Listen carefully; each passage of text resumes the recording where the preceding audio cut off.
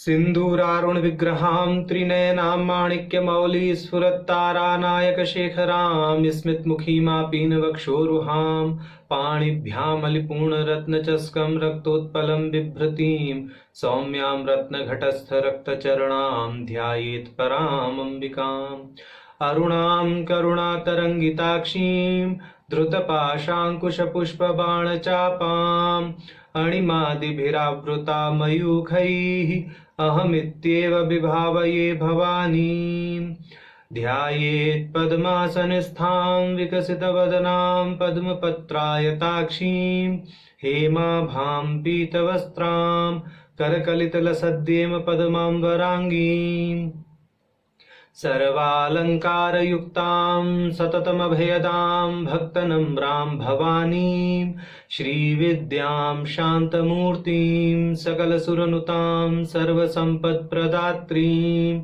नारायणी नमोस्तुते। श्री ललिता सहस्रनाम सौभाग्य भास्कर भाष्य की श्रृंखला में द्वितीय तापनी कला के अंतर्गत पांचवा, छठा, सातवां ये तीन परिभाषा श्लोकों पर विवेचन हम कर चुके हैं। अब आठवां परिभाषा श्लोक देखते हैं। तो आठवां परिभाषा श्लोक है इत्थम नाम साहस्रम साधक लोकोपकारकम विहितम गुणगण सद सद भावाश्रितय ब्रह्मणोम्बायः कि भाई वशनी आदि वाग देवताओं ने इस ललिता सहस्र नाम की जो रचना है वो साधकों के उपकार के लिए, लोक के उपकार के लिए ठीक की है। और इस सहस्र नाम की रचना का जो आधार है वो ब्रह्म स्वरूपा भगवती अम्बा के गुण, गण, सद और असद भाव को बनाया गया है। माने जो भगवती के गुण हैं, जो भगवती के अंदर गुण प्रतिष्ठित हैं, जो गण यानी उनके जो क्रियाकलाप हैं, तो गुण गण का अर्थ भगवती की लीला और लीला स्वरूपों से है।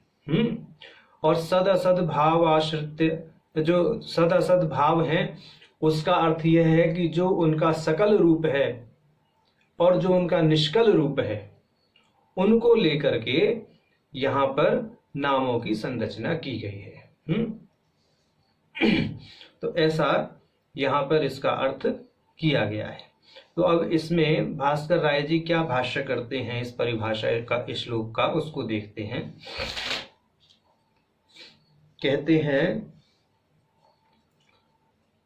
इत्थम पूर्वोक्त प्रकारेण, माने कि जैसा पहले ललिता सहस्र नाम का वर्णन चलता चला आ रहा है प्रथम अध्याय से लेकर के, और या प्रथम कला से लेकर के, और द्वितीय कला में भी जो वर्णों से संबंधित बातों को कही गई कि कौन कौन से वर्णों का ग्रहण किया गया है और किस किस वर्ण से कितने कितने नाम आए हैं, उन सब चीजों को क्रमशः आगे लेते हुए बोलते हैं कि साधका नाम तत्त मातृकाभिमानी अमृताकर्षणी इंद्राणी आदि क्षमावती अंत देवताः से साधयीषूणां लोकानां उपकारकम अस्माभिर्विहितम उक्तम इत्यर्थः, कि साधकों के कल्याण की दृष्टि से चूंकि इस ललिता सहस्र नाम का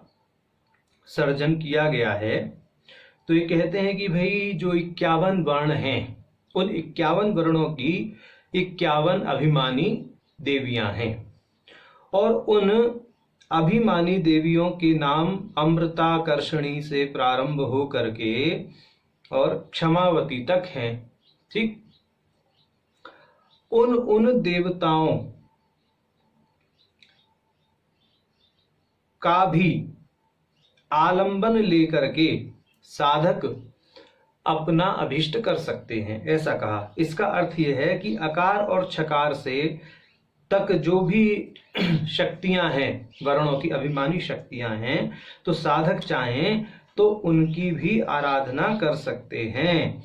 ठीक उन देवियों का भी ज्ञान प्राप्त करके पापों से मुक्त हो सकते हैं, ऐसा यहाँ कह रहे हैं। क्योंकि यहाँ पर देखिए सृष्टि नादमयी है, भगवती स्वयं ही वर्णों के रूप में उद्भासित होती हैं, वर्ण भगवती से भिन्न नहीं है। जितनी भी शक्तियों को वो अपनी लीला के अनुसार रचती हैं, वह शक्तियां, सारी शक्तियां साक्षात तद रूप ही हैं, भगवती स्वरूप ही हैं, पराम्बा से भिन्न नहीं है।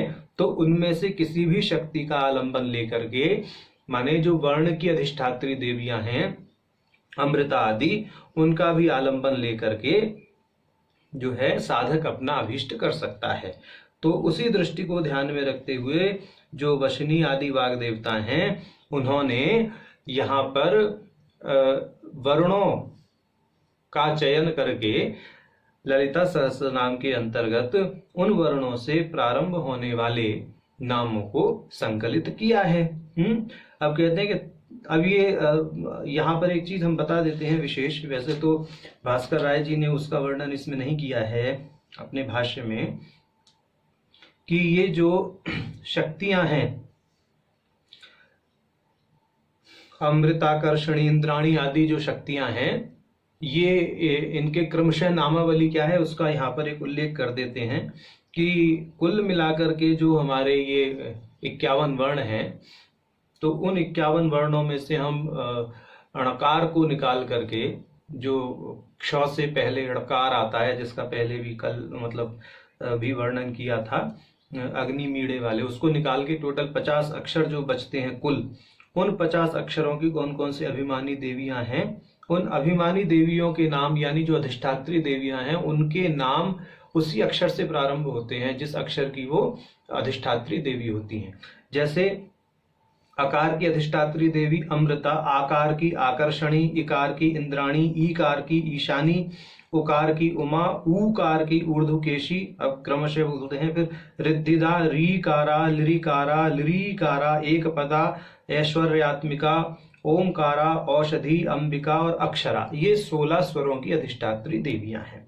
इसके अतिरिक्त व्यंजनों की अधिष्ठात्री देवियां ककार की कालरात्रि, खकार की खंडिता, गकार की गायत्री, घकार की घंटाकर्षणी, नकार की नारणा, इसी प्रकार चंडा, छाया, जया, झंकारणी, ज्ञान रूपा, और टवर्ग के अंतर्गत टंक हस्ता, ठंकारणी, डामरी, ढंकारणी, नारणा, तवर्ग की तामसी, स्थाणवी, दाक्षिणी, धात्री, नारी, पवर्ग की पार्वती, फटकारणी, बंधनी, भद्रकाली, महामाया, यवर्ग की यशस्वनी, रक्ता, लंबोष्ठी, वरदा, श्री, षंढा, सरस्वती, हंसवती, क्षमावती। तो ये कुल मिलाकर के 50 वर्णों की 50 अधिष्ठात्री शक्तियां सिद्ध होती हैं। तो इनका वर्णन मातृका भेद तंत्र आदि में मिल जाता है। अब ये कहते हैं भास्कर राय जी परिभाषा श्लोक के भाष्य में, तद अक्षरारब्ध नाम संख्या ज्ञानेन सद्य पापाद विमुच्यत इति। तो ये जो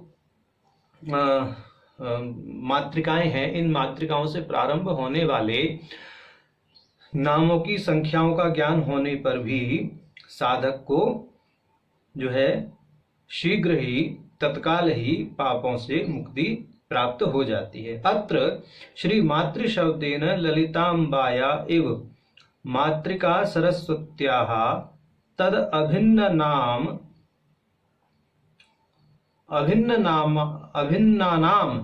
अमृतादीनामपि संग्रह इति सुवचनम। कहते हैं कि यहाँ श्री माता शब्द से, भगवती ललितांबा शब्द से के समान ही जो सरस्वती मातृका है, यानी ये जो अकार से क्षकार तक जो मातृका है, सरस्वती स्वरूप जो मातृका है, वह भी भगवती से अभिन्न है। और उसमें जो अमृतादि नाम है, वह नाम भी भगवती से अभिन्न मानते हुए उनके भी नामों का संकलन यहाँ कर लिया गया है, ऐसा कहा गया। अथवा देव्या अनंतेषु नामासु शीघ्रं साधकोपकारकत्वेन कृलिप्तान्येव नामानि वाग्देवताभिर्यः संगृहीतानि इत्यर्थः। कहते हैं कि इसके अतिरिक्त ऐसा भी समझना चाहिए कि भगवती देवी के अनंत नामों में से जो नाम भगवतों को शीघ्र ही जो नाम भक्तों का शीघ्र ही कल्याण करने में सक्षम हैं, तो भगवती वाग्देवियों के द्वारा उन नामों को सहस्र नाम में संग्रहित किया गया है। ऐसा यहाँ इसका अर्थ निकलता है। अब आगे जो भास्कर राय जी कहते हैं, जब पूर्व पक्ष को यहाँ पर यह उपस्थित करते हैं, तो पूर्व पक्ष उपस्थित होता है। पूर्व पक्ष कहता है कि भाई ठीक है, गुण गण के आधार पर समझ में आया कि भगवती के कुछ गुण हैं, उन गुणों के आधार पर आपने नाम बताए। गण भगवती के गण हैं, गण माने उनका जो उनकी जो लीलाएं हैं, उन लीलाओं के आधार पर आपने नामों को बताया। सद असद भाव में जो भगवती का मतलब सगुण रूप है, उस सगुण रूप को केंद्र में रखकर, आश्रय में रखकर, आधार में रखकर आपने नामों को बताए, वह सब समझ में आता है। परंतु भगवती का जो निर्गुण रूप है, उस निर्गुण रूप को आपने कैसे लक्ष्य कर लिया, निर्गुण को आप किस प्रकार लक्ष्य कर सकते हैं, हमें यहाँ पर शंका हो रही है। उस निर्गुण को लक्ष्य करके आपने वहां पर शब्द की गति कैसे की, क्योंकि निर्गुण में तो शब्द की गति नहीं हो सकती, निर्गुण तो सर्वथा अनिर्वचनीय है। तो वहां पूर्व पक्ष प्रस्तुत हो गया, यहाँ पूर्व पक्ष खड़ा हो गया। यानी जो परिभाषा श्लोक में गुण गण सद असद भाववाश्रित्य में जो यहाँ पर निर्गुण तत्व के विषय में, क्योंकि गुण गण समझ में आया, सत असत से सत का अर्थ तो यहाँ पर लिया कि जिसकी अर्थ क्रियाकारिता दिखाई दे रही है, असत का अर्थ लिया जिसकी अर्थ क्रियाकारिता दिखाई नहीं दे रही है। इस तरह से अर्थ किया गया है यहाँ सत और असत का। ठीक, तो ये कह रहे हैं कि इसको क्रमशः जो है सगुण और निर्गुण यह मानना चाहिए।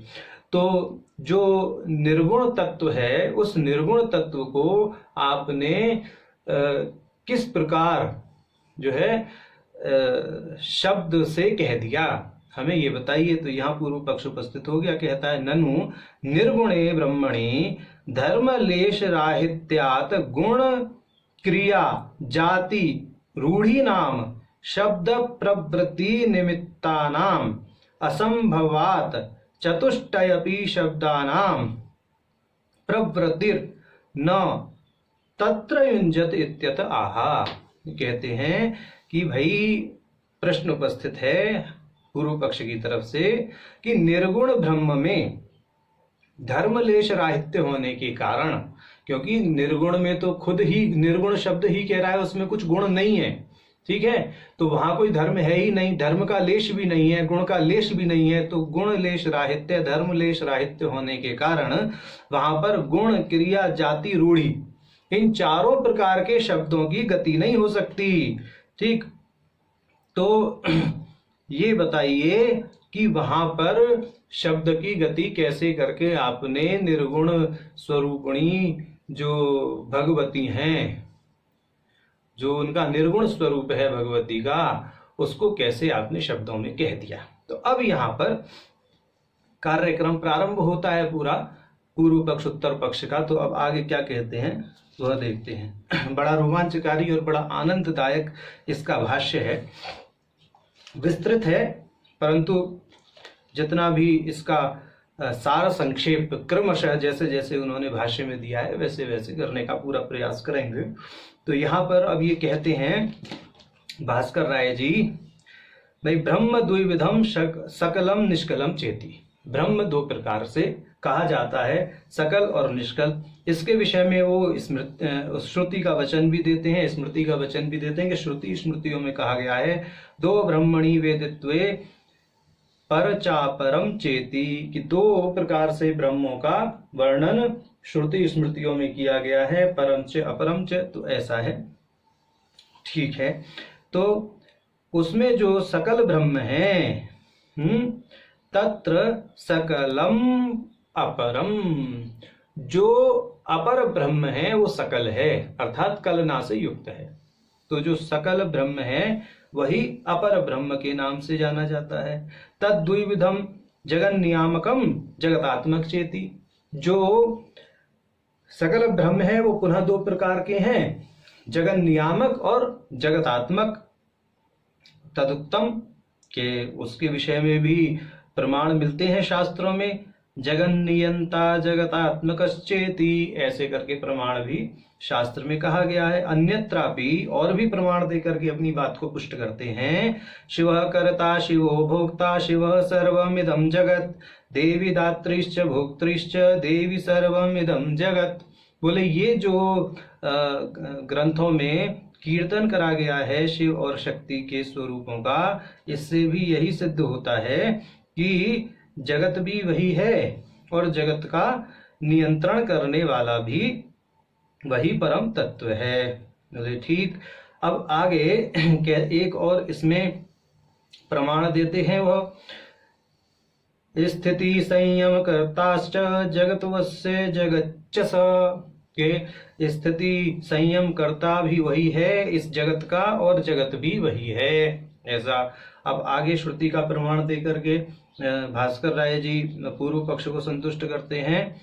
सो कामयत बहुश्याम प्रजायेति ती श्रुतिश्च, की ऐसी श्रुति है कि उसने ईक्षण किया, उसने संकल्प किया कि मैं बहुत हो जाऊं। ठीक, तो इसमें ये कहते हैं अकामयत इति निमित्तताया बहुश्याम इति परिणाम उपादानतायाश्च प्रतीते, कि ये जो श्रुति है इसमें कामयत पद तो उस ब्रह्म के निमित्त कारण होने की ओर संकेत करता है, और बहुश्याम पद उसके उपादान कारण होने की ओर संकेत करता है। एक ध्यातव्य तथ्य यह है कि निमित्त होने के लिए सर्वज्ञ होना आवश्यक है और उपादान होने के लिए परिणामी होना आवश्यक है। तो यहां पर यही बात कह दी कि उस ब्रह्म में दोनों ही जो है गुण, दोनों ही जो अर्हताएं हैं वह विद्यमान हैं, माने कि वह सर्वज्ञ भी है, इसलिए सो कामयत वह कामना करता है, ईक्षण करता है। और बहुश्याम यह पद ये बताता है कि उसमें परिणामी होने की क्षमता भी है, तो यानी उसमें निमित्त कारण बनने की भी योग्यता है और उसमें उपादान कारण बनने की भी योग्यता है। यह श्रुति ऐसा कीर्तन करती है परमात्मा के स्वरूप का। अब प्रकृतिश्च प्रतिज्ञा दृष्टान्तानुपरोधात् इति अधिकरणे आत्मकृते परिणामादिति ब्रह्मसूत्रंश्च, ये कहते हैं कि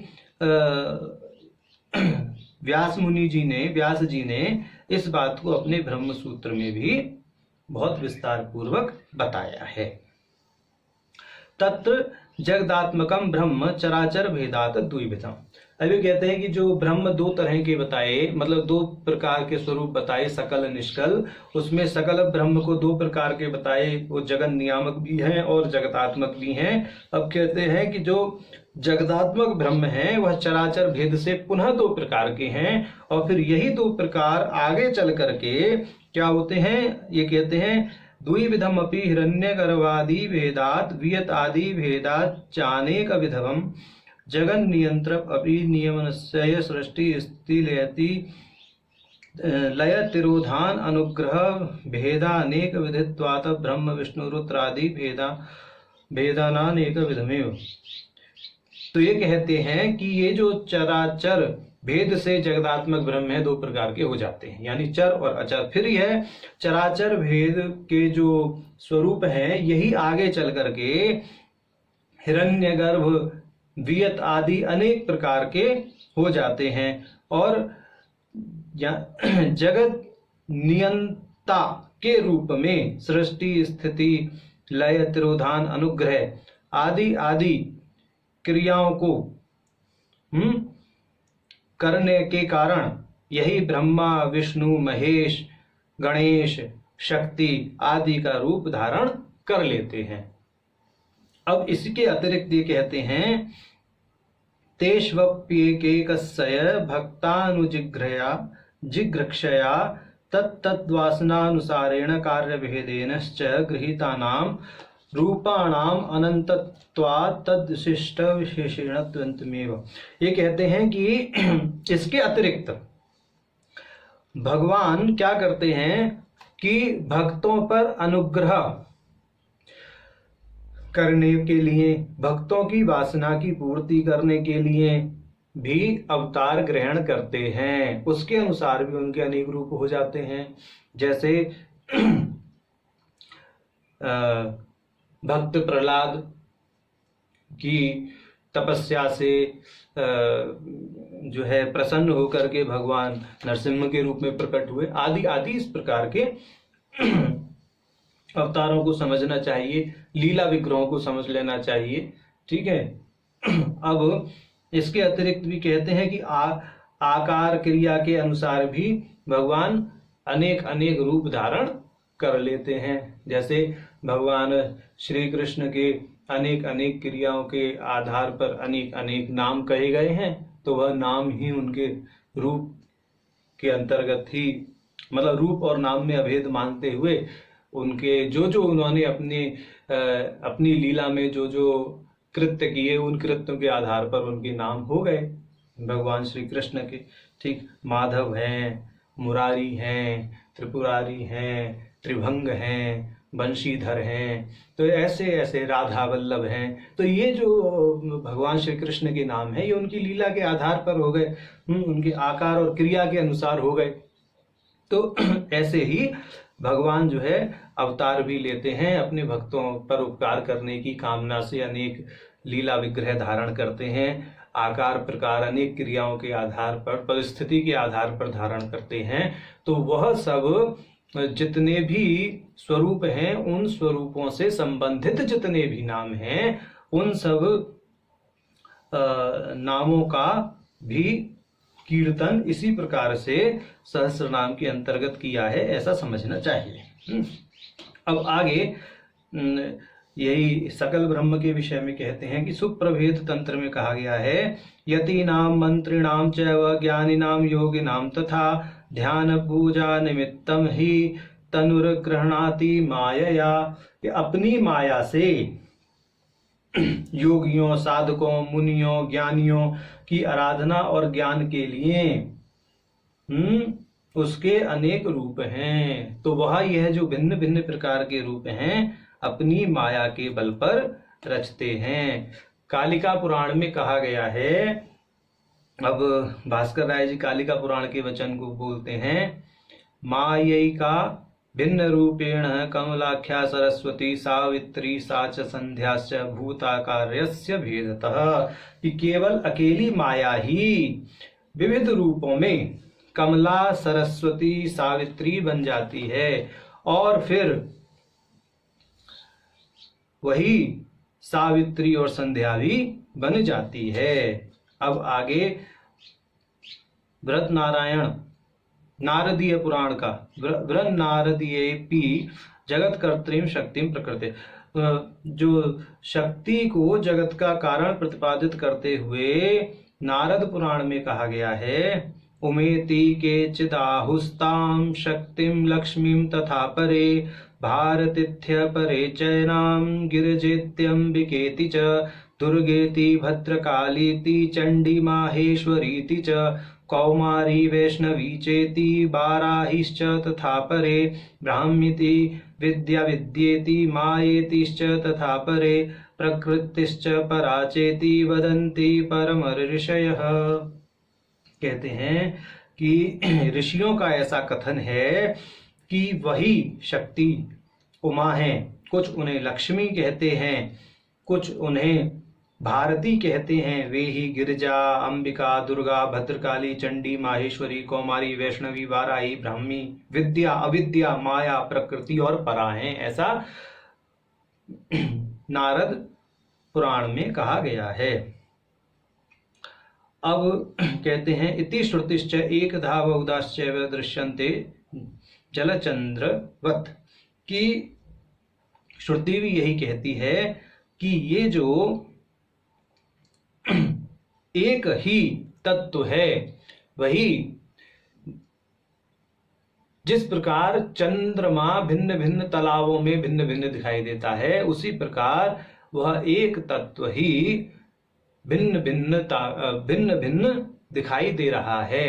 अब चूंकि हमारे आपके भीतर अंतःकरण है, तो वह उस अंतःकरण में प्रतिबिंबित हो रहा है, तो वहां पर भी वास्तविकता अगर देखें तो परमात्मा का ही स्वरूप सिद्ध होता है हमारे अंदर भी। इसी प्रकार जो जड़ आदि पदार्थ हैं वह भी परमात्मा से अभिन्न ही सिद्ध होते हैं, क्योंकि तंत्र दर्शन में कहा गया है कि परमात्मा अपने स्वातंत्र से स्वात्म भित्ति पर ही जगत की संरचना करते हैं।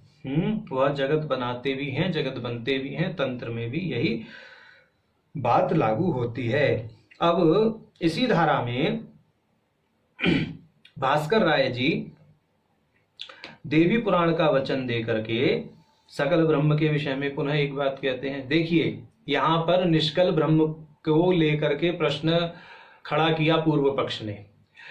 तो जो भास्कर राय जी हैं वो अपने भाषण में पहले सकल ब्रह्म का कीर्तन करेंगे, उसके बाद में निष्कल ब्रह्म के विषय में बात करेंगे कि सकल ब्रह्म ऐसा है और निष्कल ब्रह्म उससे भिन्न है। इस तरह से तो यहाँ पर उन्होंने पहले सकल ब्रह्म को भूमिका के रूप में प्रस्तुत किया है, तब वह फिर पूर्व पक्ष का निराकरण प्रस्तुत करेंगे। तो अभी सकल ब्रह्म का ही कीर्तन करते हुए देवी पुराण का वचन देते हैं। कहते हैं, देव्या वा एष सिद्धान्तः परमार्थो महामते, एषा वेदाश्च यज्ञाश्च स्वर्गश्च सकलं जगत्, देव्या व्याप्तमिदं विश्वं जगत् स्थावर जंगमम्, इज्यते पूज्यते देवैरन्नपानात्मिका च सा, सर्वत्र शांकरी देवी तनुर्भिर्नामभिश्च सा, द्रक्ष्यपूर्वा तथा वायो व्योमनी अपि स्वाग्नोश्च सर्वशः। कहते हैं कि देवी पुराण का वचन है कि हे महाबुद्धिशाली, हे महामुनि, देवी के विषय में यह एक मान्य सिद्धांत है। देव्या वा एष सिद्धांत परमार्थो महामते। क्या है वह सिद्धांत? यह है कि एषा वेदश्च यज्ञाश्च स्वर्गश्च सकलम जगत, के वही वेद हैं, वही स्वर्ग हैं, वही यज्ञ की सामग्री हैं, वही यज्ञ हैं और वही संपूर्ण ब्रह्मांड हैं। यह समस्त सकल जगत स्थावर जंगम कुछ भी है वह देवी में है। और ऐसे ही आगे इसका पूरा अर्थ यह निकलता है कि जो कुछ भी होम रूप में देवी को अर्पित किया जाता है वह भी भगवती स्वरूप ही है। जो उसकी आराधना करते हैं वह भी भगवती स्वरूप ही, अर्थात देवता भी भगवती स्वरूप ही हैं। समस्त खाद्य सामग्री, समस्त पेय पदार्थ उन्हीं का स्वरूप है। वह सर्वत्र विद्यमान है, सभी शरीर और नामों के रूप में वही अभिव्यक्त हैं। वृक्ष में, पृथ्वी में, वायु में, जल में, अग्नि में, आकाश में, सर्वत्र वही हैं और उससे भिन्न कुछ भी नहीं है। ऐसा उन्होंने यहाँ पर किया। अब कहते हैं इति निष्कलम तु एक विधम एव। अब कहते हैं जो सकल ब्रह्म है इसके तो बहुत सारे प्रकार बता दिए गए, सारा जगत बता दिया। पृथ्वी में ये, वायु में ये, यज्ञ ये, स्वर्ग ये, सब कुछ ये हैं, साधक ये, आराधक ये, सब कुछ सकल ब्रह्म ही है, उसके अतिरिक्त कुछ नहीं है। और वही भगवती का स्वरूप है, जगन में जो स्वरूप है भगवती का वह है। अब कहते हैं जो निष्कल ब्रह्म है वह तो एक प्रकार का ही है। निष्कलम तु एक विधम एव, एतत् सर्वं पूर्व पुराणे हिमवंतं प्रति देवी वाक्यम स्पष्टीकृतम, वाक्येन स्पष्टीकृतम, कि कूर्म पुराण में भगवती पार्वती अपने पिताजी से, हिमवंत से कहती हैं। अब समझिए, यहां से निष्कल ब्रह्म के विषय में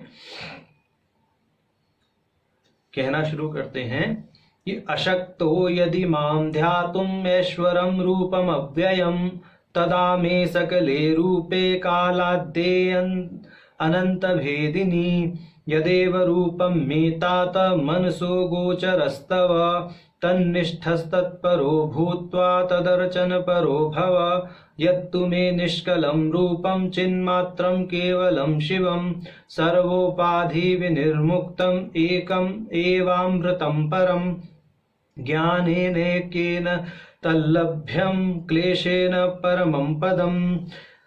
तो भगवती पार्वती कहती हैं अपने पिताजी से कि हे पिताजी, यदि आप मेरे अनादि और निष्कल स्वरूप को या स्वरूप का ध्यान करने में स्वयं को सक्षम नहीं समझते तो मेरे सकल रूप का ध्यान करो।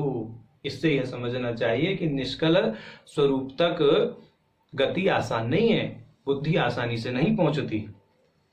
अब कहती हैं भगवती कि सकल स्वरूप में काल और परिस्थितियों के साथ अनेकानेक परिवर्तन होते रहते हैं, यानी जो मेरा सकल स्वरूप है वह तो निरंतर परिवर्तनशील है और विभिन्नताओं से युक्त है।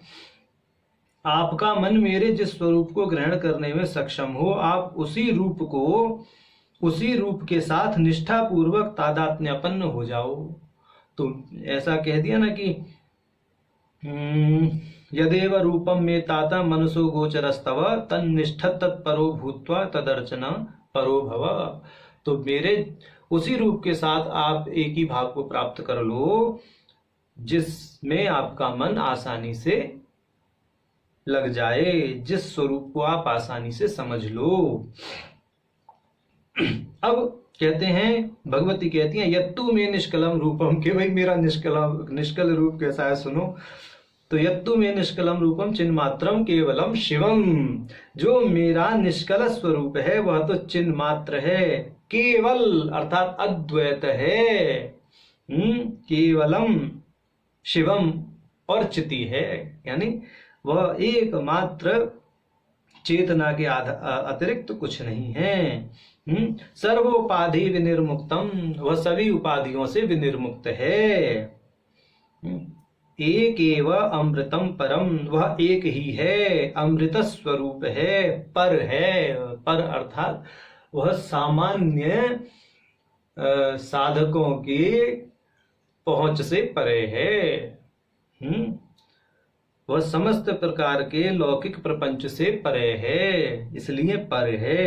अब उसको कैसे जो है प्राप्त किया जाए, कैसे समझा जाए, तो उसका यहाँ पर वो भी बता रही हैं, क्या कहते हैं, समाधान भी दे रही हैं। कहती हैं ज्ञानेन एकेन तल्लभ्यम, वह जो स्वरूप है वह मात्र ज्ञान से ही जाना जा सकता है। क्लेशेन परमं पदम, और बहुत क्लेश के साथ प्रयास से उस स्वरूप की समुपलब्धि संभव है।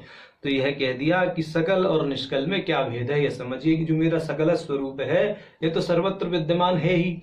ये जो जो नाना प्रकार के पदार्थ दिखाई देते हैं और जो जो और परिवर्तनशील भी है, वह सब क्या है, वह मेरे ही स्वरूप से अभिन्न है, मेरा ही स्वरूप सिद्ध होते हैं। तो आपका मन जिस स्वरूप में लगे उसमें लगा लो, सकल से काम चला लो, क्योंकि निष्कल तक पहुंचना आसान नहीं है। निष्कल तक पहुंचने के लिए तो ज्ञान का और घोर प्रयास का सहारा लेना ही पड़ेगा, वह आसानी से लभ्य नहीं है। ऐसा यहाँ भगवती ने हिमवंत से कहा।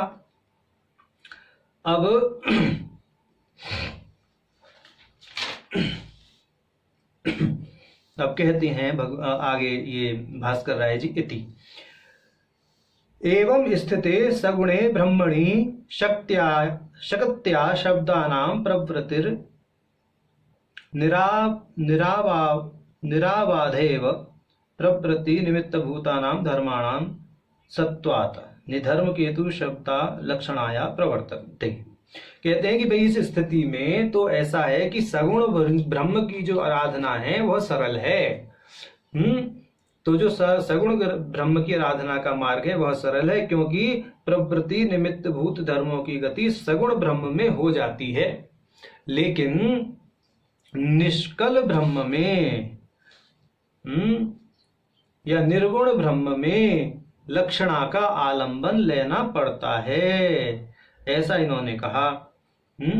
अब उस शक्ति के साथ विशिष्ट ढंग से केवल तादात्म्य स्थापित करने के विषय में कहते हैं कि विशिष्ट कैवल्योस्तादात्म्य रूपस्य शक्ति संबंधस्य संभवात्, कि उस शक्ति के साथ विशिष्ट ढंग से केवल तादात्म्य स्थापित करने से परम पद संभव है।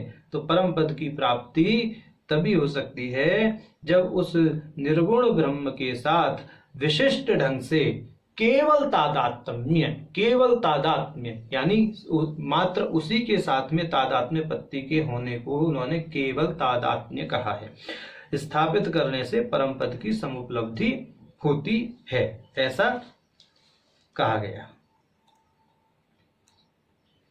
अब आगे कहते हैं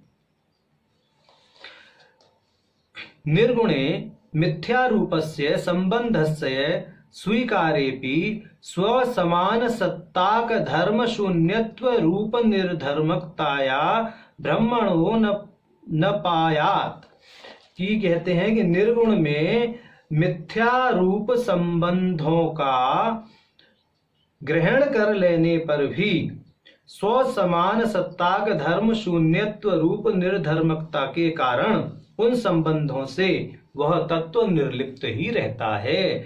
कहने का अर्थ यह है कि देखिए, वस्तुतः क्या है, गुण और गुणी का अभेद है, धर्म और धर्मी का अभेद है। जो स्वरूप गुणी का है वस्तुतः तो वही स्वरूप गुण का भी सिद्ध होता है। ठीक इस दृष्टि से स्वसमान सत्ताक धर्म शून्यत्व रूप निधर्मकता को कहा गया है। कहने का अर्थ है कि जब भगवती स्वयं कह चुकी कि जो सकल ब्रह्मांड में जितनी भी पदार्थों की अभिव्यक्ति हो रही है, जितने भी पदार्थ भिन्न भिन्न प्रकार के परिलक्षित हो रहे हैं वह मेरे स्वरूप से भिन्न है, उन पदार्थों में रहने वाले गुण भी भगवती के ही सिद्ध होते हैं। अब चूंकि निर्गुण के अंदर यदि किसी मिथ्या रूप संबंध को रखा जाए, माने निर्गुण के अंदर हम गुण को रखें भी, तो चूंकि कोई गुण हम कल्पित करके रखेंगे, कोई कल्पना भी है, तो वह भी परमात्मा के स्पंदन के अतिरिक्त कुछ नहीं है। जीव के अंदर जो भी कल्पना उठती है वह भी भगवती का स्पंदन ही है, और चूंकि वह भगवती का स्पंदन भी भगवती से भिन्न नहीं है, तो स्पंदन रूप कल्पना से जो गुण हम भगवती के अंदर रख रहे हैं किसी निर्गुण पदार्थ में, किसी क्या हो परम तत्व जो है निर्गुण स्वरूप, उसके अंदर जो हम उस कल्पना से उद्भूत, चेतना से उद्भूत जो गुण को रख रहे हैं वह भी तो चेतना ही है, उस चेतना से भिन्न नहीं है। तो इसीलिए कह रहे हैं कि स्व समान सत्ताक धर्म शून्यत्व रूप निर्धर्मकता। यदि आप निर्गुण के अंदर किसी गुण को रख रहे हैं तो वह गुण भी तो उस परमात्मा से ही उद्भूत है, तद्रूप ही है। इसलिए स्व समान सत्ताक धर्म शून्यत्व, वह चूंकि गुण और गुणी में अभेद होने के कारण आप किसको किस में रखने का प्रयास कर रहे हैं, वहां पर तो निर्धर्मकता ही सिद्ध होगी, यानी धर्म और धर्मी में अभेद ही सिद्ध होता है। तो वहां पर कितना भी रखने का प्रयास कर लीजिए, उस हिसाब से वह उन संबंधों से निर्लिप्त ही रहता है। यानी निर्गुण में गुण यदि रख भी लें कल्पना करके, जैसे कल्पित तादात्म्य संबंध से वेदांत में आलंबन लिया जाता है कि निर्गुण में गुण कल्पित तादात्म्य संबंध से रहते हैं, तो यहाँ कह रहे हैं कि ठीक है, आप कल्पित तादात्म्य संबंध से यदि गुण को हम रख भी लें, ठीक, तो वह गुण कहाँ से आया, उस गुण की उत्पत्ति कहाँ से हुई। साक्षात भगवती तो यह कहती हैं कि इस जगत में जो भी सृष्ट पदार्थ है वह मैं ही हूँ। जब मैं ही सारे पदार्थ हूँ तो मुझ में ही मुझको रख रहे हो।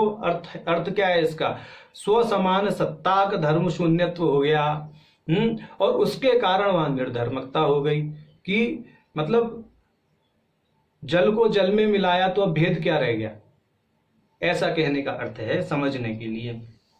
तो इस तरह के यहाँ पर स्व समान सत्ताक धर्म शून्यत्व स्वरूप निर्धर्मकता को बताते हुए निर्गुण ब्रह्म सभी संबंधों से निर्लिप्त रहता है, ऐसा भाव बताया गया।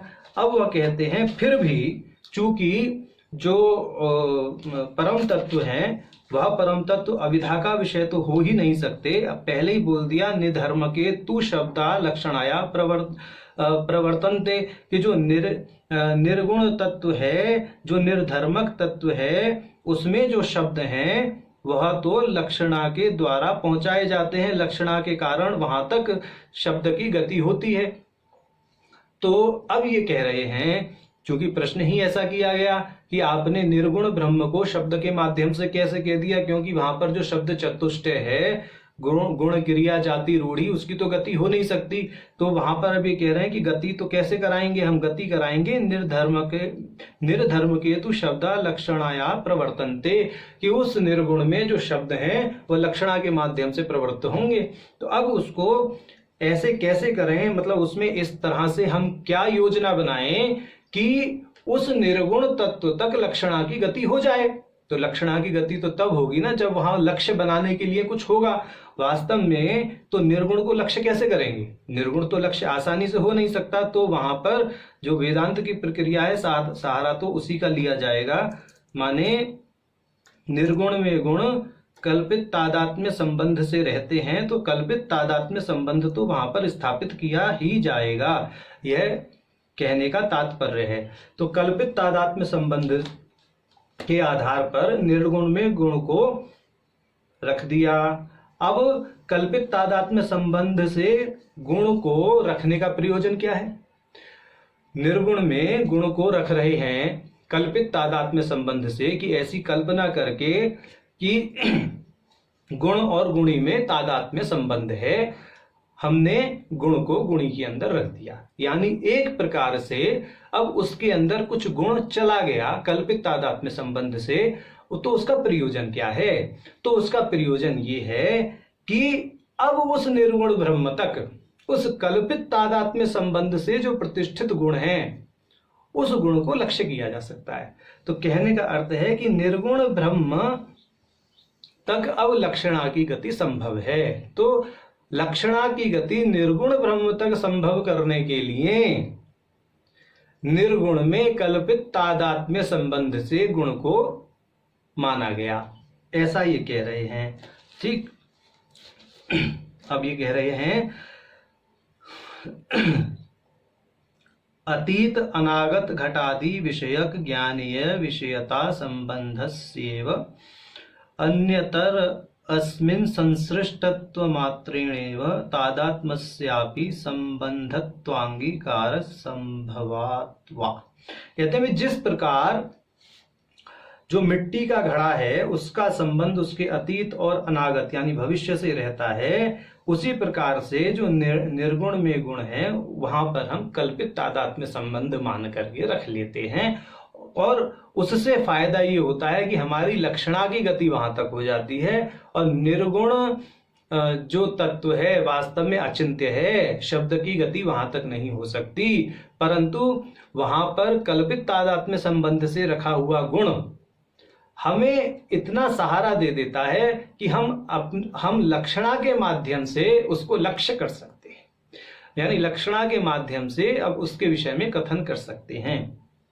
तो यह जैसे त्रिशती में भगवती के दो नाम भी आए हैं ना, लक्ष्यार्थ लक्षणागम्य, तो यह इसी आधार पर समझना चाहिए कि वह लक्ष्यार्थ लक्षणागम्य है, वह जो है वो वास्तव में तो अचिंत्य है, परंतु वहां पर किसी पदार्थ की कल्पित प्रतिष्ठा करके, कल्पित तादात्म्य से प्रतिष्ठा करके स्व समान सत्ताक धर्म शून्यत्व रूप निर्धर्मकता के आधार पर भी या कल्पित तादात्म्य संबंध के आधार पर वहां पर क्या किया गया, किसी पदार्थ की प्रतिष्ठा करके, गुण की प्रतिष्ठा करके, निर्गुण में गुण की प्रतिष्ठा कर दी, निष्कल में कला की प्रतिष्ठा कर दी, निर्धर्मी में जो है धर्म की प्रतिष्ठा करके कल्पित तादात्म्य संबंध से उसको लक्ष्य किया जाता है और उसके विषय में कथन कहा जाता है। और इसी आधार पर जो भगवती का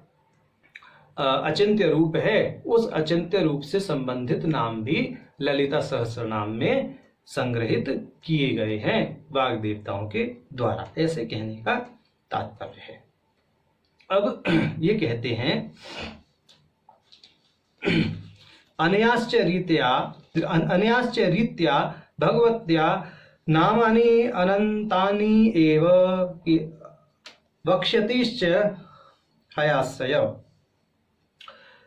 कि भाई अन्य रीति से यानी सकल रीति से भगवती के तो अनंत कोटि नाम कहे गए हैं, क्योंकि हयग्रीव जी ने भी कहा है ललिता सहस्र नाम में, देवी नाम सहस्राणी कोटिशः सन्ति कुंभज, कि हे कुंभज भगवती के तो अनंत कोटि नाम हैं।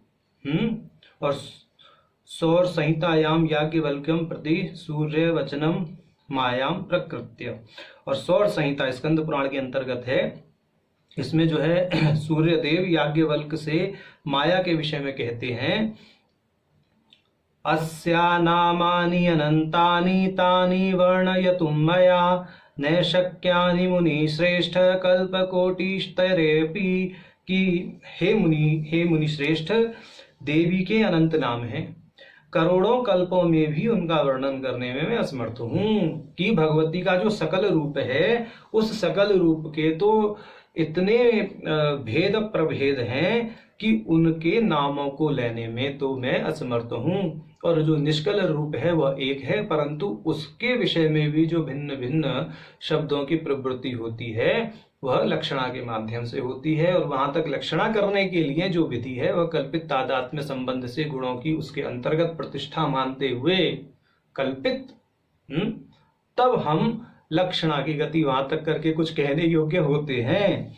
परंतु जो सकल ब्रह्म है, वो भगवती का सकल रूप है, उसके तो अनेकानेक असंख्य नाम हैं। अब सकल रूप को लेकर के देवी भागवत का एक वचन ही कहते हैं, असंख्यातानि नामानि तस्या ब्रह्मादिभिः सुरैः गुणकर्म विधानाद्य कल्पितानिश्च किं ब्रभुवे, कि भाई देवी भागवत के अनुसार उनके असंख्य नाम हैं जिनकी रचना ब्रह्मादि देवताओं ने की है, और यह रचना उनके विभिन्न गुणों और क्रियाकलापों के आधार पर की गई है। अर्थात जो भगवती की भिन्न भिन्न लीलाएं हैं, उन लीलाओं को माध्यम बनाकर जो भगवती ने अपने अपने विभिन्न रूपों की सर्जना की है, और उन लीलाओं में जो जो उन्होंने लीला कार्य किए हैं, उनके आधार पर भी उनके भिन्न भिन्न नाम हैं। अब आगे ये कहते हैं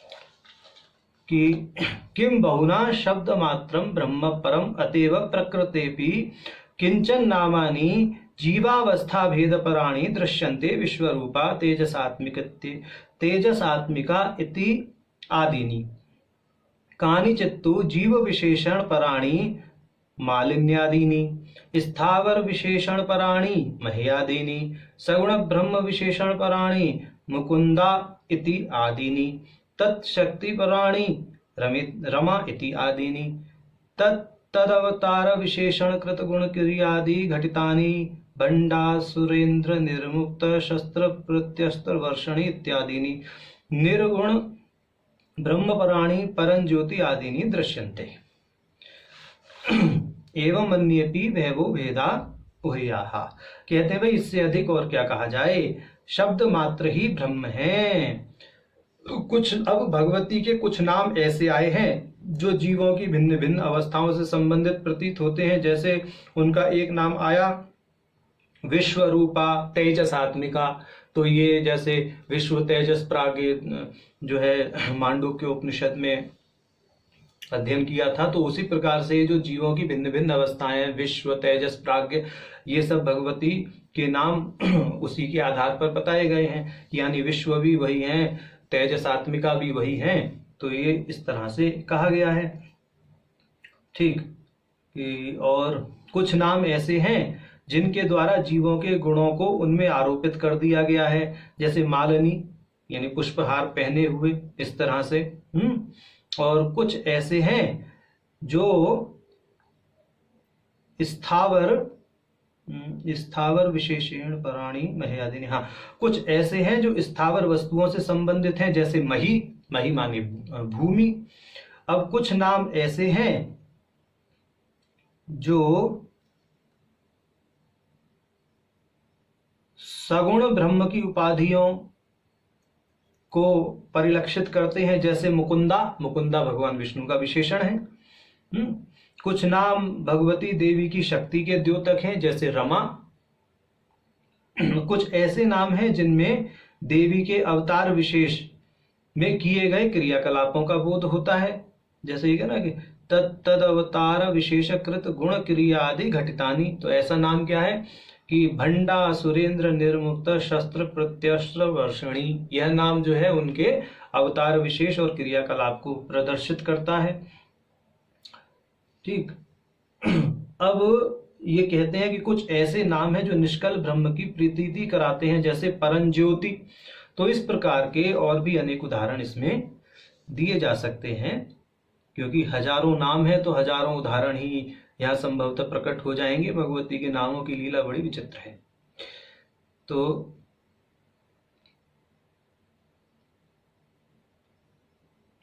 अब आगे पुनः पूर्व पक्ष प्रश्न खड़ा करता है। तो कहते हैं ये आपत्ति उठाई जा सकती है कि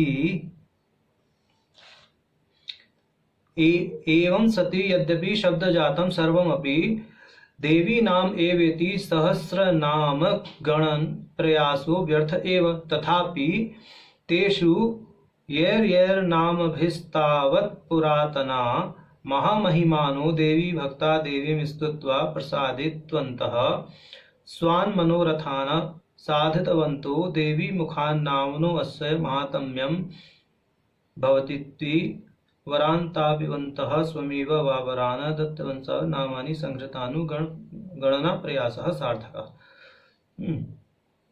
ये हुआ। तो सहस्रनामसु तुल्य अस्य तु देवोपि महत्व। तो यहाँ पर एक और अब प्रश्न उपस्थित होता है। कहते हैं कि भाई आपत्ति यह उठाई जा सकती है कि भगवती के जो इतने विशिष्ट नाम सहस्र नाम के अंतर्गत रखे गए हैं, उन नामों का क्या विशेष महत्व है। यहाँ पर यह पूर्व पक्ष प्रश्न करता है। तो कहते हैं कि कोई इतने इतने विशिष्ट नामों को रखने का क्या विशेष महत्व है, क्यों रखे गए हैं यह नाम। चलिए समझ में आया। निष्कल के विषय में आपने बता दिया कि उसको आपने लक्ष्य कर लिया, किसके आधार पर, कल्पित तादात्म्य संबंध के आधार पर गुरु को रख करके। और यहाँ पर जो सकल रीति से चूंकि सब कुछ भगवती है ये भी समझ में आता है। तो अब ये बताइए कि जब सब कुछ भगवती है तो उसमें से विशिष्ट नामों को रखने का कोई विशेष महत्व है क्या। तो अब इस पर कहते हैं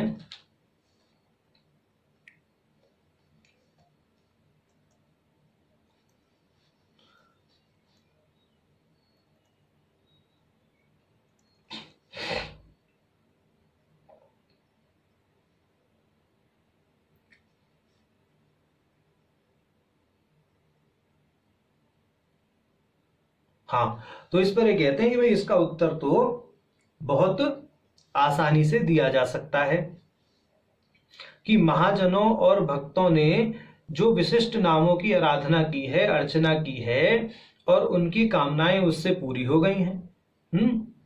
तो तेषु येर नामा भिस्ताव पुराताना महामहिमानो देवी भक्ता देवी स्तुवा प्रसीदवन्तः। कि देवी के भिन्न भिन्न नामों की उपासना जो है बहुत ऋषियों ने, भक्तों ने की है, और उन नामों से भगवती प्रसन्न हुई, और देवी ने स्वयं इन नामों के महत्व को और शक्ति को प्रतिपादित किया है, क्योंकि भगवती स्वयं ही इन नामों से प्रसन्न होकर के उसके महत्व को और उन नामों में सन्निहित शक्ति को प्रतिपादित करती हैं। और इसीलिए उन्हीं नामों का संकलन वशनी आदि देवताओं ने क्या किया है, ललिता सहस्त्र नाम के अंतर्गत कर दिया है। इस प्रकार ये समझना चाहिए, क्योंकि इसकी जो व्याख्या थी, इसका जो वर्णन था, वो पहले प्रथम अध्याय में भी कहा जा चुका है कि भगवती के ऐसे ऐसे नाम आए जिनसे भगवती प्रसन्न हो गई, और भगवती ने स्वयं कह दिया कि जो इन नामों को पढ़ेगा, उनका आराधना अर्चन करेगा इन नामों से, मैं तत्काल ही प्रसन्न हो जाऊंगी। ऐसा प्रथम अध्याय में बताया गया था। तो अब आगे इसी विषय में यानी भगवती के नामों का क्या महत्व है, इस विषय में विष्णु धर्मोत्तर से जो है प्रमाण देते हैं भास्कर राय जी। वह कहते हैं एकस्येव समस्तस्य ब्रह्मणो द्विज सत्तमम् नाम नाम बहुत्वं लोकानाम उपकारक करम शृणु निमित्त शक्तयो नाम भेदन्यस्तदुदीरणात् विभिन्नान्येव साध्यन्ते फलानि द्विजसत्तमम् शक्तिमत् नाम यस्य तत्तस्मिन्नेव वस्तुनि साधकं पुरुषव्याघ्र सौम्य क्रूरेषु वस्तुषु। कहते हैं हे महामुनि, ये विष्णु धर्मोत्तर का वचन प्रस्तुत करते हुए कह रहे हैं कि उसमें कहा गया है विष्णु धर्मोत्तर में, हे महामुनि, नाम विशेष का आश्रय ले लेने से प्राणियों को उसमें संतोष मिलता है। यानी जो विशेष विशेष भगवती के नाम है वह प्राणियों को संतोष देने वाले हैं और वे अपने लक्ष्य की ओर बढ़ाते हैं। यानी जिस जिस लक्ष्य को ध्यान में रखते हुए कोई किसी नाम का आलंबन लेता है, परमात्मा के किसी नाम का आलंबन लेता है, तो उस व्यक्ति को परमात्मा प्रसन्न होकर के जो है उसके लक्ष्य की प्राप्ति कराते हैं। तो विभिन्न कामनाओं के अनुसार शक्तियां भी भिन्न हैं। भाई आदमी अपने अपने उद्देश्य से ही अपने अपने आराध्य की इष्ट की उपासना करता है। किसी को धन चाहिए तो लक्ष्मी की उपासना करेगा, किसी को शक्ति चाहिए तो दुर्गा की उपासना दुर्गा स्वरूप की उपासना करेगा। किसी को कोई कानून कोर्ट कचहरी में जो है विजय चाहिए तो बगलामुखी की साधना करेगा। इस प्रकार से अपने अपने इष्ट की साधना करते हैं। ऐसा वो कह रहे हैं कि भिन्न भिन्न कामनाओं के अनुसार शक्तियां भी भिन्न हैं और जिस नाम से जो शक्ति है वह उसी क्षेत्र में काम भी करती है, ऐसा भी कह रहे हैं। तो प्रार्थना अच्छे के लिए की जाए तो वह व्यर्थ नहीं जाती, उसका परिणाम निश्चय ही सामने आ जाता है। तो ये कह रहे हैं कि चाहे सौम्यता को लेके हो, क्रूरता को लेकर के हो, प्रार्थना कैसे भी हो स्वीकार होती है। चाहे बुरे के लिए हो चाहे अच्छे के लिए हो, सारे के सारे ऐसे प्रमाण पुराणों में भरे पड़े हैं। कुछ कुछ दुष्टों ने भी साधना कर करके जो है ऐसे वरदान प्राप्त कर लिए जिससे उन्होंने जो है समाज का अहित भी किया। तो प्रार्थना तो अच्छे के लिए हो बुरे के लिए हो, भगवान तो नाम कीर्तन से प्रसन्न होकर के सामने आ ही जाते हैं। तो ऐसा यहाँ कह रहे हैं। अब ये कहते हैं कि उदाहरण देते हैं कि जिसको जैसी कामना है वैसे नाम का कीर्तन करे। जैसे जिसको भोजन की आवश्यकता है वह अन्नदा नाम का कीर्तन करे। अन्नदा मतलब अन्नदायै नमः, इस प्रकार से भगवती का स्मरण करे तो उसको अन्न की प्राप्ति हो जाएगी। जिसको धन की कामना है, वैभव की कामना है, वो वसुधायै नमः इस नाम से यजन करे, कीर्तन करे। जिसको भय से मुक्ति चाहिए वो भयापहायै नमः इस नाम से भगवती का कीर्तन करे। जिसको बंधन से मुक्ति चाहिए वह बंध विमोचन्यै नमः इस नाम का जप करे।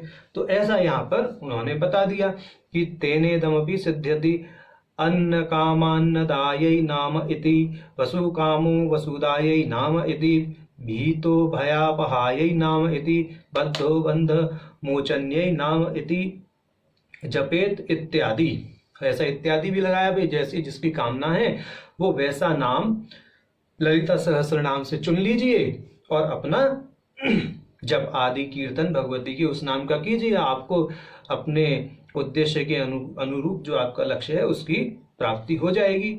अब कहते हैं कि वायु पुराण में कहा गया है अरण्ये प्रांतरे वापि जले वापि स्थलेपि वा व्याघ्र कुंभीरचोरेभ्यो भयस्थाने विशेषतः स्वपंस्तिष्ठन् व्रजेन्मार्गे प्रजपन् भोजने रतः कीर्तयेत् सततं देवीं स वै मुच्यते बंधनात्। कि वायु पुराण का वचन है जो जंगल आदि किसी ऐसे स्थान पर है जहां उसे शेर का, चीते का, चोर का आदि का डर है अथवा रोग आदि से पीड़ित है, रोग के भय से पीड़ित है, तो वहां उसे देवी के उस विशेष नाम का स्मरण करने से छुटकारा मिल जाता है। तो ऐसा कहा है कि किसी को अगर भय है तो भयापहा, अन्न की आवश्यकता है तो अन्नदा, ठीक है। तो इस तरह से भगवती के जो नाम संकलित किए गए हैं ललिता सहस्त्र नाम में, उसमें से नामों को अपनी इच्छा अनुसार एक नाम का भी स्मरण किया जा सकता है, एक नाम का भी जप किया जा सकता है, और उससे भी साधकों का अभिष्ट होता है, भगवती प्रसन्न होती हैं और साधकों को अभिष्ट की प्राप्ति कराती हैं। इति देवी नाम कीर्तन सामान्यस्यैव बंध निवर्तकत्वम् उक्तम् वामकेश्वर तंत्रेपि। अब कहते हैं कि ये सब भगवती का नाम का कीर्तन करना चाहिए बंधन से निवृत्ति आदि के लिए, ऐसा कहा गया। अब वामकेश्वर तंत्र का एक वचन देते हैं, मनसा संसमरत्यस्या यदि नामापि साधकः तदेव मातृका चक्रे विदितो भवति प्रिये।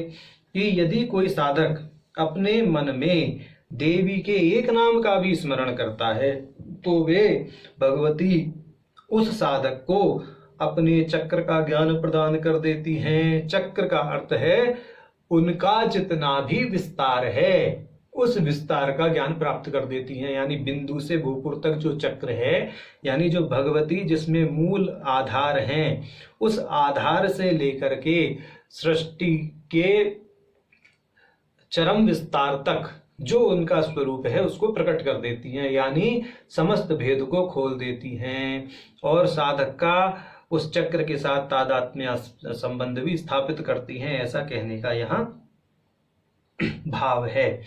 तो यदि नाम स्मरण सामान्यस्य मातृचक्रांतम प्रसिद्धम फलमुक्तम। तो ये कहते हैं कि इस प्रकार ये जो नाम स्मरण है, सामान्य नाम स्मरण है, सामान्य मतलब पूरे सहस्त्र नाम का नाम स्मरण करना या उसमें से एक नाम को लेकर के स्मरण करना या जाप करना, उसका फल यही है कि जो मात्र चक्रांतम रूपी जो फल है, यानी कि जो समस्त चक्र जो पूरी सृष्टि है उस पूरी सृष्टि के रहस्य को साधक समझ जाता है, ऐसा कहने का यहाँ अर्थ है। अब कहते हैं कि इसी प्रकार का वर्णन काशी खंड में भी मिलता है। अतएव नाम विशेष आश्रयेण फल विशेष काशी खंडे स्मर्यते। कि किसी नाम विशेष का आश्रय लेकर के फल विशेष की प्राप्ति के विषय में काशी खंड में भी, यानी स्कंद पुराण के काशी खंड में भी कहा गया है। वो क्या कहा गया है? उमा नामामृतम पीतम ये नेह जगती तले न जातो जननी स्तन्यम स पवेत् कुंभ संभव उमेति द्वयक्षरम मंत्रम यो हरनीशमनुस्मरेत् न स्मरेत् चित्रगुप्तस्तम कृत्पापम अपि ध्वज। कहते हैं कि भाई काशी खंड में कहा गया है जो साधक उमा जो भगवती का नाम है उमा नाम के द्वाक्षरी मंत्र का निरंतर स्मरण करता रहता है, फिर उसे कभी भी अपनी माता के स्तनों का पान नहीं करना पड़ता, उसको फिर कभी माता के स्तनों से दूध का पान नहीं करना पड़ता, क्योंकि उसका पुनः जन्म होता ही नहीं है, वह मोक्ष को प्राप्त कर जाता है।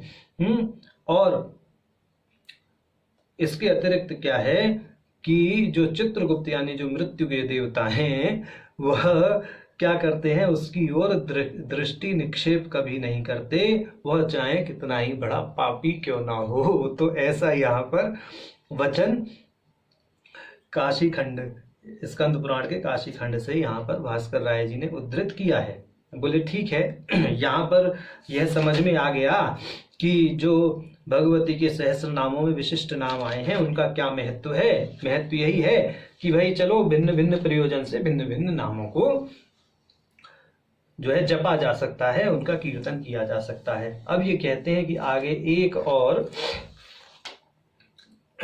मतलब भिन्न भिन्न नामों का संकलन इसलिए किया गया है कि उनका महत्व इसलिए है क्योंकि वह भिन्न भिन्न अभिष्टों की प्राप्ति कराने में सहायक हैं। अब एक और संख्या यहाँ पर उपलब्ध जो है प्रस्तुत करते हैं पूर्व पक्ष की भास्कर राय जी, और वह शंका है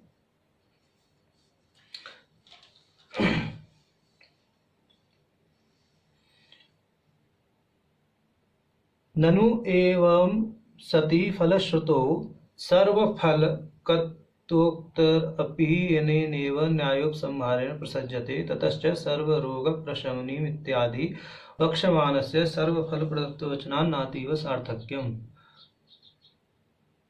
तो ये कह रहे हैं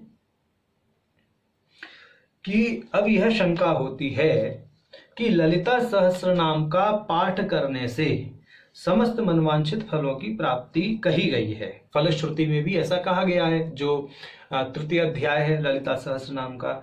तो यहाँ ये कहने से क्या लाभ है कि जो कोई साधक एक नाम का भी पाठ करेगा तो उसको भी शांति प्राप्त होगी, उसको भी जो है उसकी भी जो मनवांछित फल है उसको भी प्राप्त हो जाएंगे। तो पहला प्रश्न तो निर्गुण ब्रह्म के स्वरूप को लेकर किया, उसका उन्होंने निराकरण किया भगवती के निर्गुण स्वरूप का, कि किस तरह से हमने वहां तक शब्दों की गति करी, लक्षणा को किस तरह तक वहां पहुंचाया।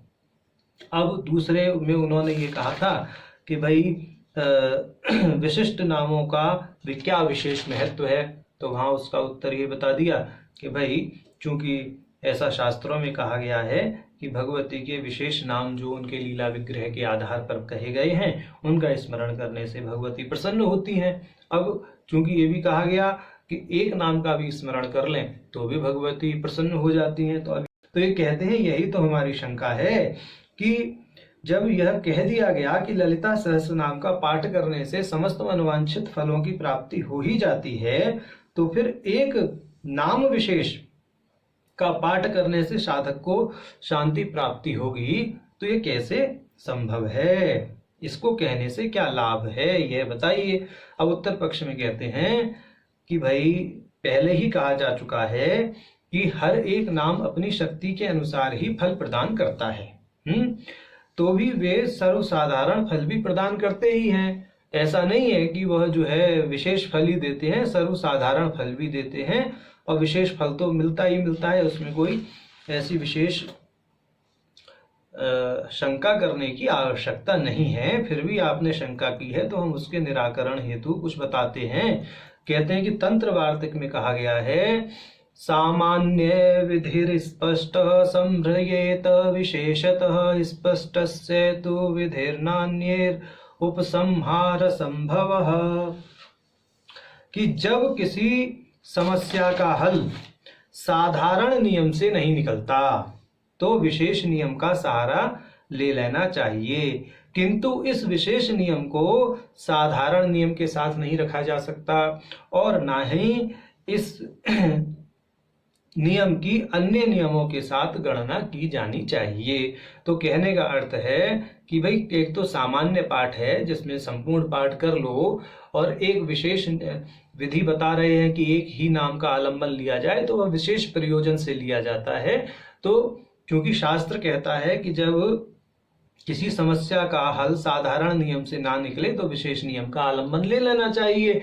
अगर किसी साधक की आराधक की कोई विशेष कामना है, विशेष अभिलाषा है, तो उस विशेष अभिलाषा की पूर्ति के लिए वो भगवती के नाम विशेष का कीर्तन भजन जप आदि कर सकता है, तो उससे उसको जो है लाभ की प्राप्ति होती है, ऐसा कहा गया है। तो कहते हैं कि ललिता सहस्र नाम में भी कहा गया है, क्या कहा गया है कि कीर्तये नाम सहस्रम इदम मत प्रीतये सदा मत प्रीत्या सकलान कामान लभ्यते नात्र संशय।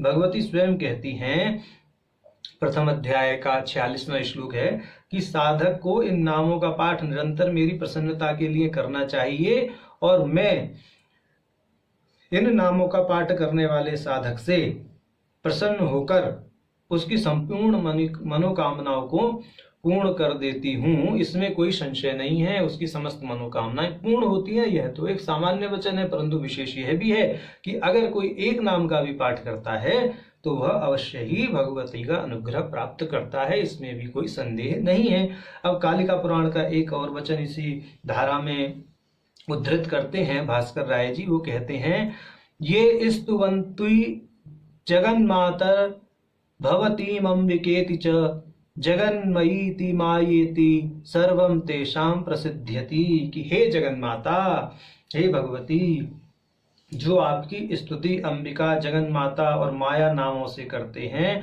उन्हें सभी कुछ प्राप्त होगा, सभी कुछ प्राप्त होता है। और ऐसा ही वचन जो है विष्णु पुराण में भी भगवती देवी के प्रति भगवान विष्णु ने कहा है। क्या कहा है? ये त्वां मायेति दुर्गेति वेद गर्भाम्बिकेति च भद्रेति भद्रकालीति क्षेम्यां क्षेमकरीति च प्रातश्चैवापराह्नेश्च स्तोष्यन्त्यानम्रमूर्तयः तेषां हि प्रार्थितं सर्वं मत्प्रसादान् भविष्यति। कि भगवान विष्णु कह रहे हैं भगवती के प्रति कि जो आपको माया, दुर्गा, वेद गर्भा, अम्बा, भद्रा, भद्रकाली, क्षेम्या, क्षेमकरी नामों से प्रातः और साय स्तुति करता है, आपकी साष्टांग आपको प्रणाम करता है, वह मेरे प्रसाद से समस्त मनवांछित पदार्थों को प्राप्त करता है। यानी भगवान विष्णु भी उस पर प्रसन्न हो जाते हैं। ऐसा भगवान विष्णु का वचन स्वयं विष्णु पुराण में है। अब याज्ञवल्क्य स्मृति का वचन देते हैं कि याज्ञवल्क्य स्मृति में कहा गया है विनायकस्य जननीमुपतिष्ठे तत्त्वम्बिकां दूर्वा सर्षप पुष्पाणां दत्वार्घं विनिवेदयेत्।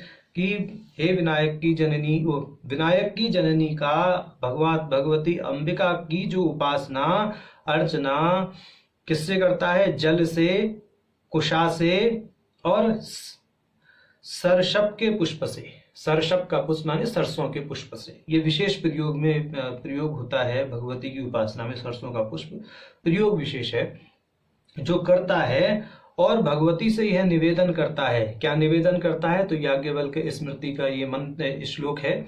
मंत्र के रूप में भी इसका ग्रहण किया जा सकता है देवी की उपासना के लिए। रूपम देहि यशो देहि भगम भगवती देहि में, पुत्रान देहि धनम देहि सर्व कामांश्च देहि में। कि हे भगवती मुझे सौंदर्य दो, यश दो, भग यानी एक कुलीन स्त्री पत्नी के रूप में दो, पुत्र दो, धन दो और सभी मनोवांछित फल प्रदान करो। इस तरह से जो भगवती की कामना करता, भगवती से अपनी पूजा करके अपनी कामना भगवती के सामने रखता है तो भगवती उस पर प्रसन्न होती हैं। अब देवी भागवत का भी यहाँ पर एक वचन उद्धृत करते हैं भास्कर राय जी। वह कहते हैं देवी भागवत में भी ऐसा कहा गया है, न तदस्ति पृथिव्यां वा दिवि प्राप्यम सुदुर्लभम प्रसन्नायाम शिवायाम यत् प्राप्याम नृपसत्तमम ते मंदास्तेति दुर्भाग्या रोगैस्ते समुपद्युताः येषां चित्तेन विश्वासो भवेद अम्बा अर्चनादिषु। ये तीनों लोकों में कोई भी ऐसी वस्तु नहीं है जो आपके हे भगवती शिवा आपके प्रसन्न होने पर अलभ्य कही जा सके। मतलब आप प्रसन्न हो तो सब कुछ प्रदान कर सकती हैं। भाई वे व्यक्ति जिन्हें अम्बा की आराधना के प्रति श्रद्धा और भक्ति और विश्वास नहीं है वह तो मंद और अभागे हैं। मंद माने उनकी उन्नति होती नहीं है। उनकी उन्नति अगर होती भी है तो कोई उनके पुराने परिपाक के कर्मों के परिपाक के कारण बहुत मंद मंद गति से होती है, त्वरित गति से नहीं होती। इस दृष्टि से उन्हें मंद कहा गया है। तो मंद और अभागे हैं। और जो भगवती में विश्वास नहीं रखते वे सदैव अकिंचन, दरिद्र, रोगी और अन्य व्याधियों से पीड़ित रहते हैं। इसी प्रकार समझना चाहिए। इति हरिवंशे भी। अब हरिवंश पुराण में क्या कहा गया है उसके विषय में कहते हैं कि ब्रह्मा विष्णुश्च रुद्रश्च चंद्र सूर्याग्नि मारुताः अश्विनौ वसवश्चैव विश्वे साध्यास्तथैव च महेन्द्र सह पर्जन्यो धाता भूमिर्दिशो दश गावो नक्षत्रदंश वंशाश्च ग्रहा नद्यो हृदास्तथा सरितः सागराश्च व नानाविद्याधरोरगा तथा नागाः सुपर्णाश्च गन्धर्वप्सर अप्सरांगणाः कृष्णं जगददिदं प्रीतं देवी नामनुकीर्तनात्। ये कह रहे हैं कि भाई हरिवंश पुराण में कहा गया है ब्रह्मा विष्णु रुद्र सूर्य अग्नि